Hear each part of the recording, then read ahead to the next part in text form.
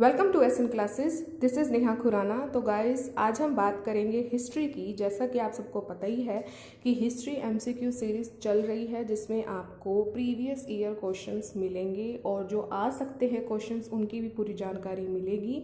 और ये सामान्य ज्ञान के अंतर्गत प्लेलिस्ट है, तो सबकी अलग अलग प्लेलिस्ट बनी हुई है, चाहे इतिहास की हो, भूगोल की हो या नागरिक शास्त्र की।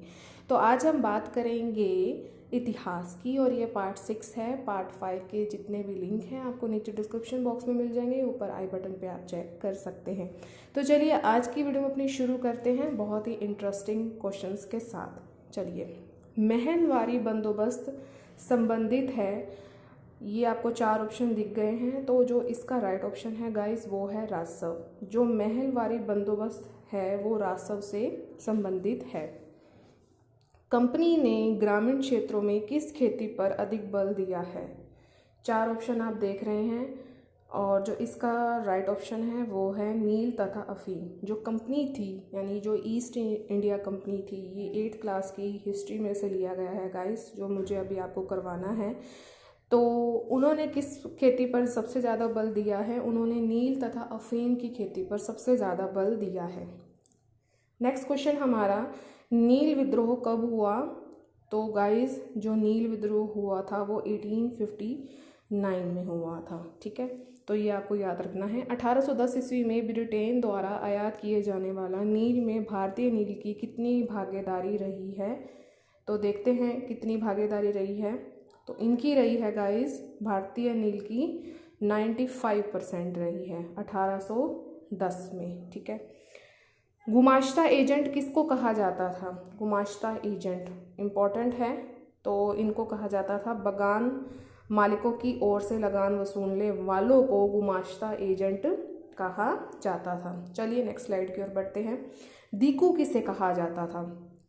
दीकू कहा जाता था गाइस सभी को।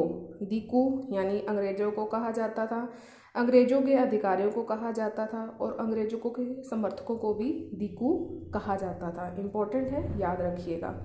नेक्स्ट क्वेश्चन बढ़ते हैं। 1857 ईस्वी का विद्रोह कब हुआ था? तो गाइस, 1857 ईस्वी का विद्रोह इनमें से किसी भी तारीख को नहीं हुआ था। ठीक है, चलिए आगे बढ़ते हैं। 1857 ईस्वी के विद्रोह केंद्र निम्न में से कौन रहे हैं? तो गाइस, ये सभी रहे हैं बरेली, कानपुर और आगरा। ये सभी रहे हैं 1857 ईस्वी के विद्रोह के केंद्र। डॉक्ट्री ऑफ लैप्स संबंधित है, विलय नीति से डॉक्ट्री ऑफ लैप्स संबंधित है। प्रथम टेलीग्राफिक लाइन का क्षेत्र था कलकत्ता से आगरा तक। टेलीग्राफिक लाइन का क्षेत्र। नेक्स्ट स्लाइड की ओर बढ़ते हैं। 1857 ईस्वी के विद्रोह की असफलता के निम्न में से क्या कारण था? सबसे बड़ा जो कारण रहा है, विद्रोहियों में एक रूपता का अभाव देखने को मिला है। तो ये इनकी असफलता का प्रमुख कारण कह सकते हैं। किसको भारतीय पुनर्जागरण का अग्रदूत कहा जाता है? 4 ऑप्शन आप अपनी स्क्रीन पर देख पा रहे हैं गाइस। जो इसका राइट ऑप्शन है वो है राजा राम मोहन राय जी। इनको भारतीय पुनर्जागरण का अग्रदूत कहा जाता है।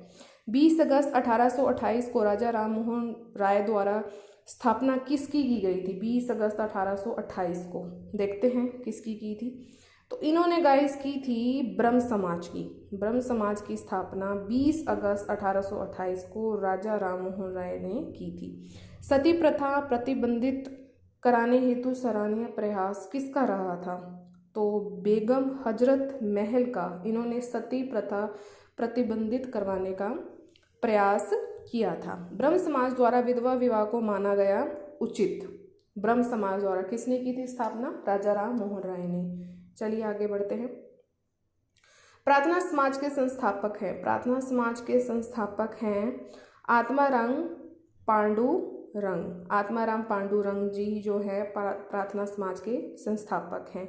विडो री मैरिज एसोसिएशन की स्थापना किसने की थी? जो गाइस मैं आपको कहूँगी, जो ये नाम है ये आपको सबको याद रखने हैं, बहुत ही ज़्यादा इंपॉर्टेंट है और डायरेक्ट क्वेश्चन पूछे जाते हैं।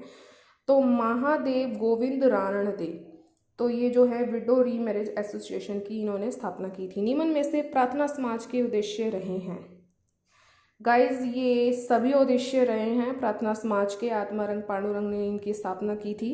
जाति व्यवस्था का विरोध, विधवा विवाह पर बल दिया, स्त्री शिक्षा पर बल दिया। आर्य समाज महत्वपूर्ण भूमिका रही है। आर्य समाज में किसकी रही है? दयानंद सरस्वती की आर्य समाज में महत्वपूर्ण भूमिका रही है।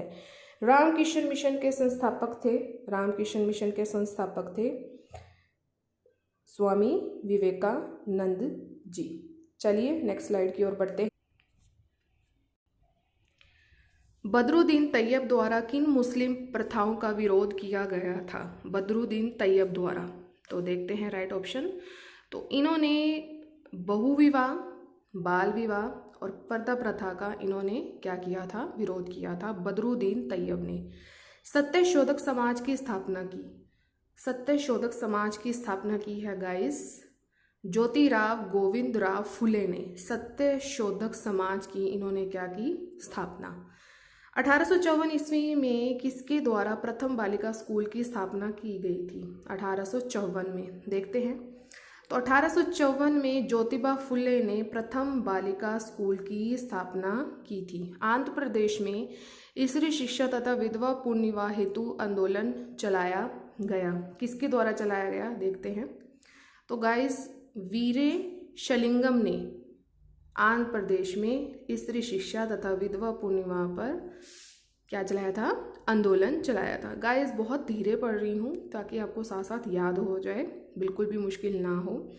निम्न में से किसने अपना समस्त जीवन महिलाओं की स्थिति सुधारने हेतु समर्पित किया? अपना सारा जीवन किसने किया?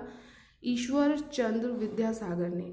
ईश्वर चंद्र विद्यासागर ने अपना समस्त जीवन महिलाओं की स्थिति सुधारने हेतु समर्पित किया।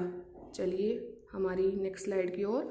असहयोग खिलाफत आंदोलन कब जो है प्रारंभ हुआ था? तो गाइस ये हुआ था 1921 में। हिंद स्वराज किसकी पुस्तक है? बहुत ही पॉपुलर बुक। तो ये पुस्तक है गाइस महात्मा गांधी जी की, हिंद स्वराज, याद रखिएगा। जवाहरलाल नेहरू तथा बाबा रामचंद्र ने किसान महासभा का कब गठन किया था? इन्होंने किया था गाइस 1920 ईस्वी में किसान महासभा का गठन। महात्मा गांधी द्वारा असहयोग आंदोलन कब वापस लिया गया? बहुत ही पॉपुलर आंदोलन रहा है। तो ये गाइस लिया गया था 1922 ईस्वी में महात्मा गांधी द्वारा। साइमन कमीशन कब भारत आया था? तो साइमन कमीशन आया था 1928 में। तो गाइस ये था मेरा आज का वीडियो। कैसा लगा मुझे कमेंट करके ज़रूर बताइएगा। गाइस साथ में अदर प्लेलिस्ट को भी ज़रूर चेकआउट कीजिए क्योंकि बहुत ज़्यादा इंपॉर्टेंट सीरीज चल रही है प्रीवियस ईयर की। और जल्दी ही अब ज्योग्राफी का हम नेक्स्ट लेसन 8th क्लास से रिलेटेड जो हम अब डिस्कस करेंगे, बहुत ही ज़्यादा इंपॉर्टेंट चैप्टर रहेगा वो। तो मिलेंगे हम अपनी नेक्स्ट वीडियो में। Till then thank you so much for watching. Like share and subscribe करना मत भूलिएगा। Take care and bye bye. Thank you so much.